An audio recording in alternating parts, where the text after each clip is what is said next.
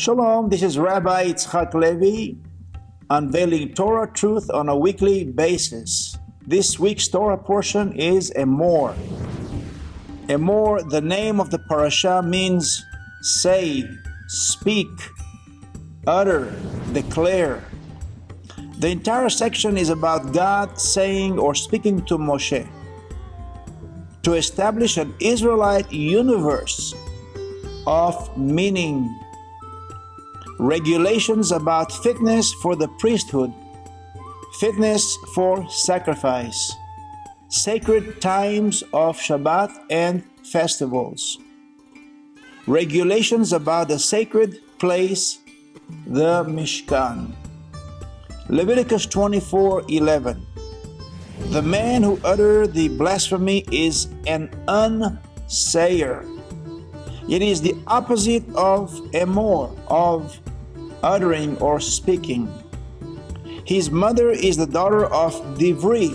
It's ironic that his mother's name is Divri, speaks from the root word of davar, to speak or substance. Emor can mean the speaker. To blasphemy is to abuse language. The building blocks with which God created the heavens and the earth all came from his speech. He spoke and things happened. The entire universe, with even the smallest of molecules, have come to pass because of God's speech. Creation comes from Emor. Even when you think about it, even the 10 commandments, in English we call them commandments, but not in Hebrew. In Hebrew they're called Eser Dibrot, feminine for 10 words. Today more and more people sound like Shlomit woman, the daughter of Divri, from the tribe of Dan. The tribe of Dan, of course, speaks of the tribe of judges. Dan means judge. They corrupt the language, not realizing that all of creation is a result of Emor, God's speech. Of all the animals, of all the species, only man was given the ability, the gift, the honor of speech. When we are stubborn and refuse to correct our speech, we become part of those who make holes in the gift of speech. I was like, and she was like, and I went, and all this is in response. We have broken down the very basic gift of speech by uttering words that make holes in the language, in the gift that God has given to us. What did it mean in ancient Israel to blaspheme? Nun, Kuf, Vet spells Nakav. Yikev suggests that cursing God is an act of violence. The name Yod-Heh Vav-Heh derived from the verb to be, or the one who is or will be, or being or becoming. Exodus 3 and verse 14. From Yod-Heh Vav-Heh, Haya, Hoveh, Ve-Yavo. In ancient Israel, as in many cultures, the name was part of the reality it represented. For this reason, the blasphemer who tears a hole in the divine name, tears a hole in the integrity of all that exists, because everything exists because of God's speech. All that the one who is being called into being. Notice everything that is came about as a result of God's uttering words. Everything except for man man was fashioned with the very hands of Yeshua. The blasphemer who insults God must be punished with death in the form of stones. What is it about stones? Why not the guillotine or the sword or hanging? Because this blasphemer must have left a sign behind him of his atrocity.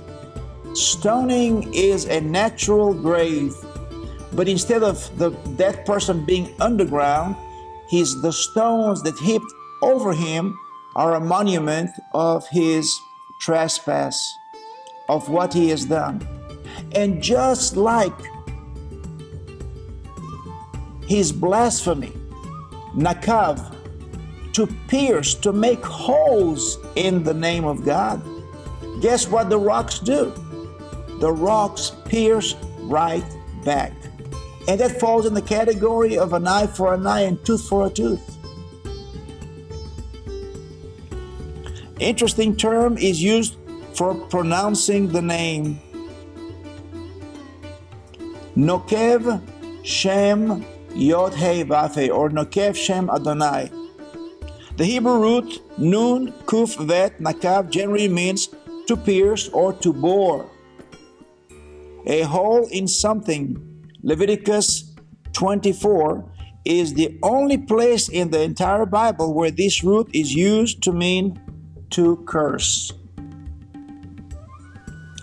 We conclude that as sons of the Most High God, our duty is not to curse God by making holes or denting or questioning God's plan, but to bless Adonai 3 times a day, to tell him how great and mighty he is, to thank him for choosing us even before we were born.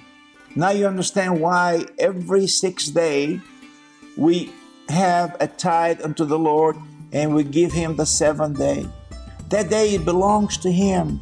And what are we supposed to do? Stay home, lay in bed with our remote control, and go from church to church service or synagogue to synagogue? No, the command is to assemble. Why? Because there is unity, there's power in unity. And as we meet each other, we greet each other, we find out the needs of our brothers and sisters. We found out how their week went, but more than that, much more than that, is we assemble to do one thing, and that is to praise God, to tell him how great he is, how great his achievements in just 6 days. On the Torah's calendar, the month of Iyar falls between the great month of redemption, which is Nisan, and the 3rd month of revelation, Sivan, and is regarded as a month of passage to prepare us for the revelation given at Sinai, known as Shavuot, the Feast of Weeks. Every day of this new month is counted in anticipation of the coming time of Shavuot. We're going to get a gift, a proposition by God himself. Emor has to do with etiquette of civility, a profound distinction between the animals and man, specific restrictions to the Kohanim, and especially for the Kohen HaGadol, regarding the dead and regarding a wife. Leviticus 22 verse 27. Synagogues around the world begin reading Leviticus 22 about the holy days, while on any given Sunday or the first day of the week, one can walk into a church and listen to a sermon.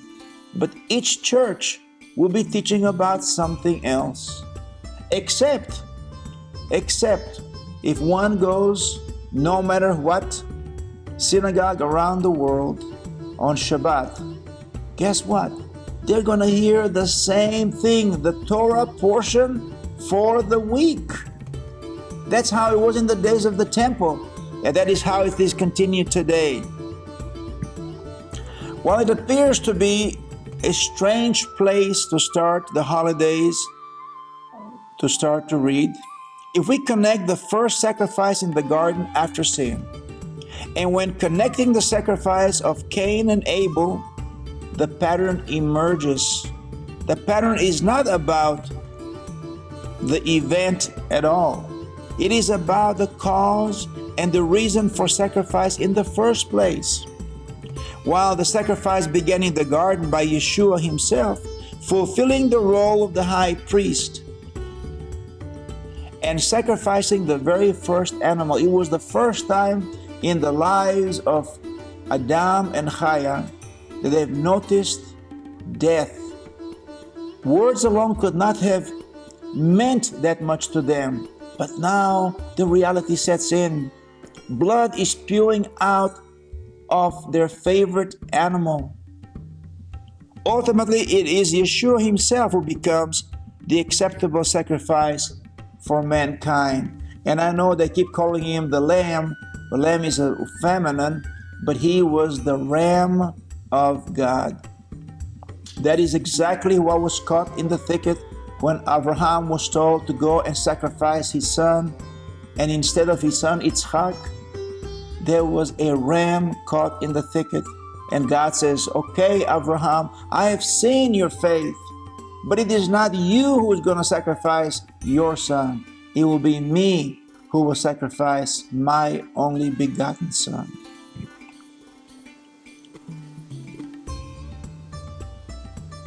Leviticus 22 verse 27. When a calf, a lamb, or a goat is born, it is to remain with its mother for 7 days. You will find that 7 is the number. It is the cycle that is used over and over in the Bible, but mainly in the Torah. From the 8th day on, it will be acceptable as a food offering presented to the Lord. In the laws of do's and don'ts for the holy days, we find a connection, a pattern of numbers. It appears each of the holiday has 7 days, or a 1. It all started in the garden. 1. There is a beginning, but the beginning does not start with a word, it starts with a number. Yom Rishon, Yom Sheni. And do you realize it is forbidden for us even to utter the days of the week by name and the months of the year? The Bible, the Torah forbids us. But we have fallen in the trap, the Greek mentality. The Bible calls it Yom Rishon, the first day, Yom Sheni, Yom Shlishi. Every day is numbered except 1, the Sabbath. The Sabbath gets both a number and a title, a name.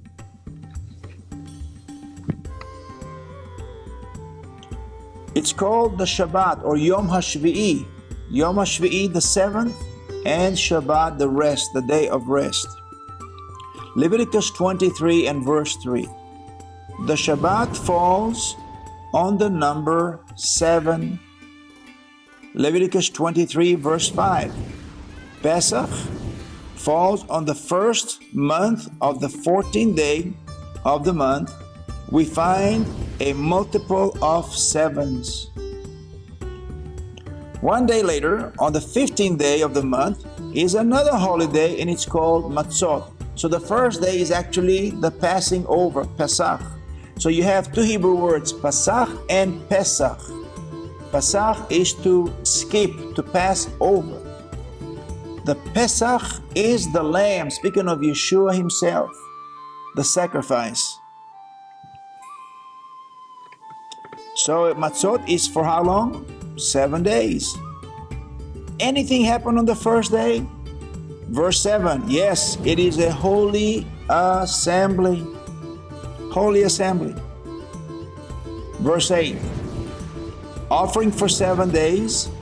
Then Leviticus 23:15, we count 7 weeks, and it's called the Feast of Shavuot. The Feast of 7 times 7 is 49, And then we know we have the Torah, the Matan Torah. And then also we have the Jubilee, the Yovel. Yovel, by the way, is also known as one of the names of Yeshua. Leviticus 23, verse 24, on the 7th month, on the first day of the month, Rosh Hashanah. But that is not the name in the Torah. It is the name that the rabbis gave to it.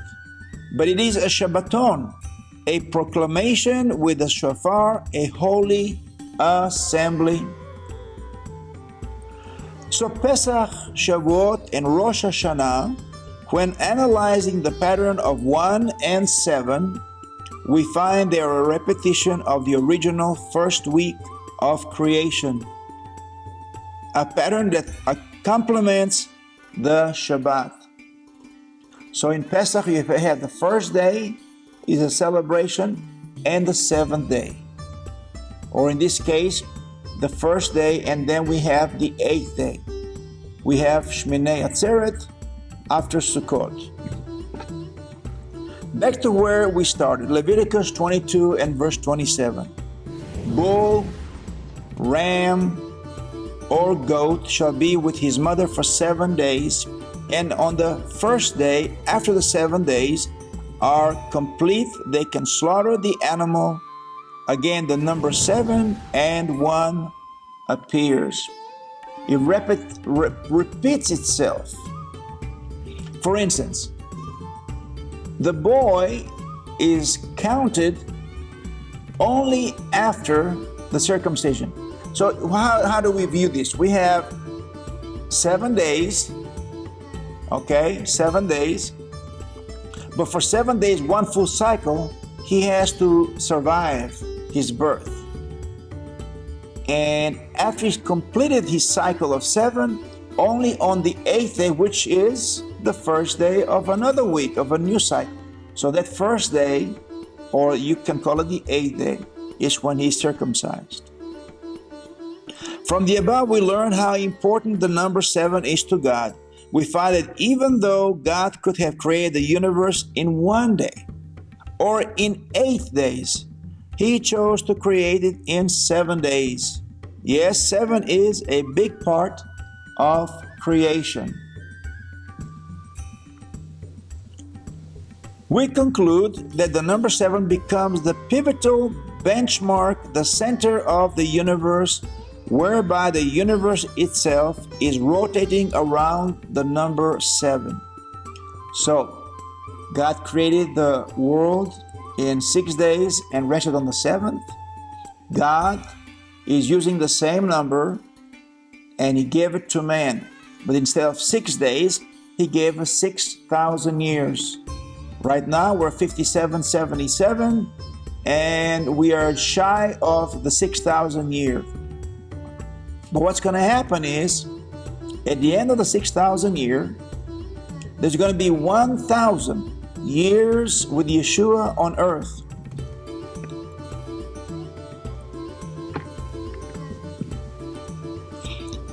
So 7 becomes the pivotal benchmark for the entire universe.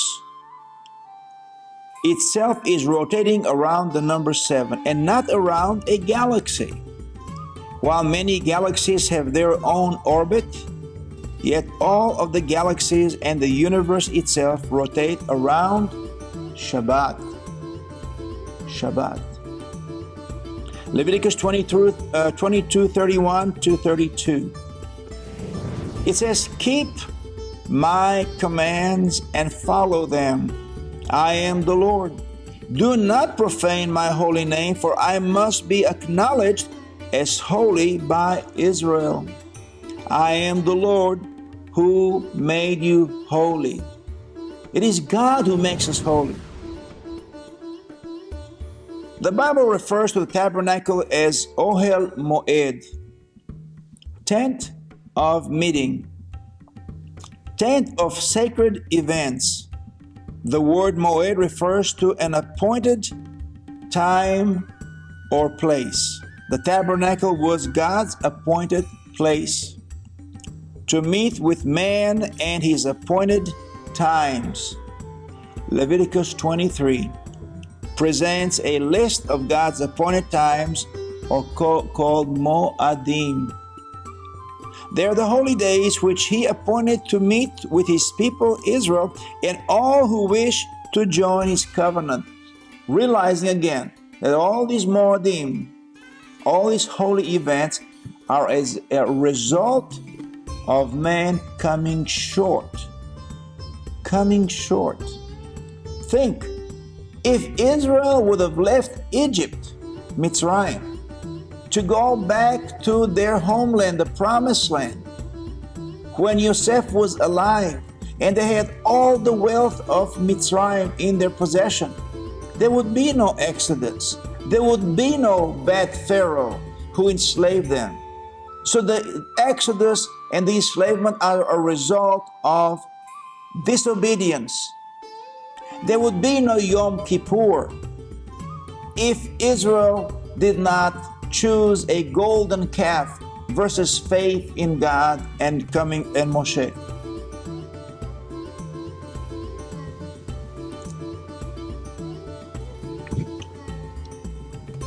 Matthew 22 verse 1 to 14. Yeshua tells the story of how a certain king was giving a wedding feast for his son. He sent out his servants to call those who had been invited to the wedding feast.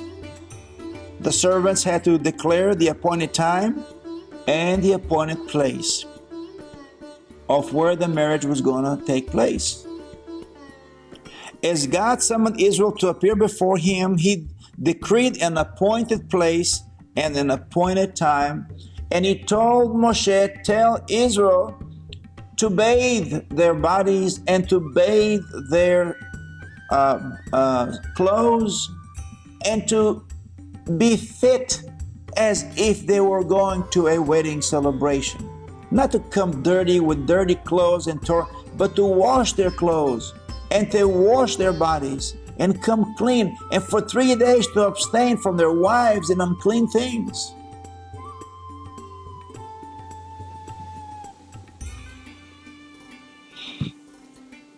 Tabernacle, the appointed place was the tabernacle. And in later years, it became the temple in Jerusalem. The appointed times are the biblical festivals as they were prescribed by God. The discussion shifts from the sacredness of the priest to the sacredness of the place, hamakom, place or space, to the sacredness of time. Leviticus 23 verse 1 to 44. It is much more difficult to wall off a time. You can say, I'm going to meet you at this place at this time, or I will be there at a certain time. And we can do that. We can set it aside as sacred. Okay, so we know Friday night at a certain time, the Shabbat is coming. I believe it is the greatest gift that Judaism brings to the world of relationship is time. Today, nobody has time. Even when you invite them to come to the synagogue, they have to always check with their wives or check with the calendar and to see if they can make time for God, instead of it to be just the opposite. It is this shift from space to time that separated the Jewish community of the Bible from the other communities and other types of worship. It is easy to place a fence around special spaces and wall them off from the infectious impurity of the outside world. Yes, the world is calling us. It is hypnotizing us with their televisions and their sporting events and all the options that America and other European countries offer. But to say no is probably one of the hardest words in the English language.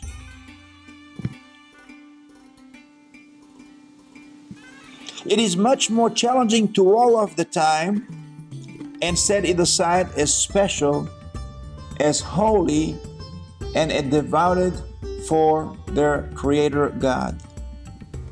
We are commanded to come into the presence of God and share of our world. Through the sacrifice of goods and especially time, we are taught to give and give freely and give generously and give joyfully. It is through this sacred giving that we establish a sacred community in this world. Isaiah 63 verse 1 till 3. Who is this coming from Edom? Edom could be also in the Hebrew is red or blood. Of rancid and bloodied clothes from Basra. I, replies God, who speaks in righteousness, mighty to save. All my garments I have soiled.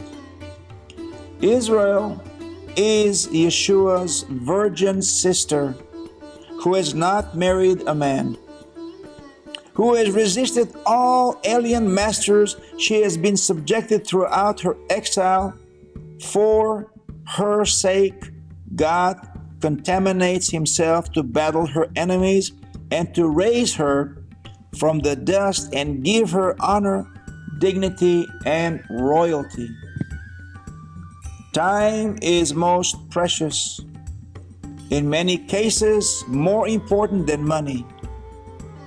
Often it is easier to write the check than to give of the time. May God help us to never come short when it comes out to giving our time to God. Until next time, Shalom, Shalom.